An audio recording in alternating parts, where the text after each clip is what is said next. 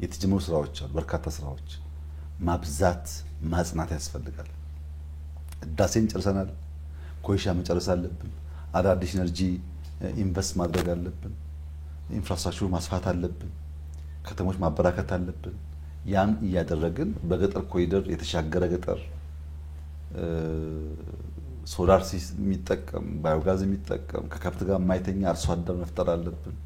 ማዳበሪያ ከውጭ ነው የምናመጣው፣ ማምረት አለብን። በሀገር ውስጥ ማሳካት አለብን። ይሄ ማዳበሪያ ሀገር ውስጥ አምርተን አርሶ አደሩ ሳይቸገር ማዳበሪያ አግኝቶ በስፋት የሚያመርትበት ጉዳይ መፈጠር አለበት። ማሽነሪ ማምረት አለብን።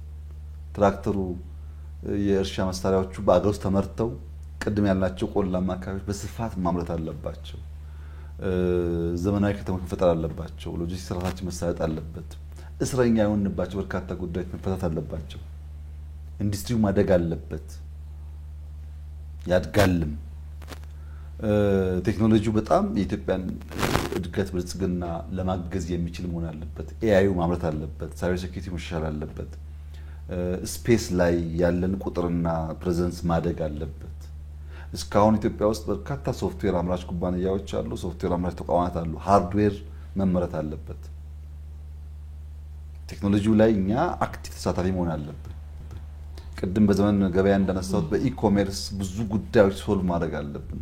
ነገሮች ኢዝ ማድረግ አለብን። ሰዎች ሳይቸገሩ ብዙ ነገር በቀላሉ የሚያገኙበትን አግባብ መፍጠር አለብን።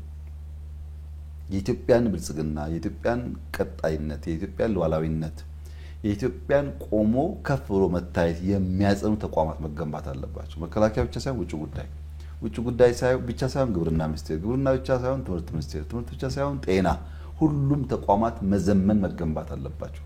የሚገጥማቸውን ፈተና ለመሸከም የሚያስችል ብቃት እንዲፈጥሩ መደረግ አለበት።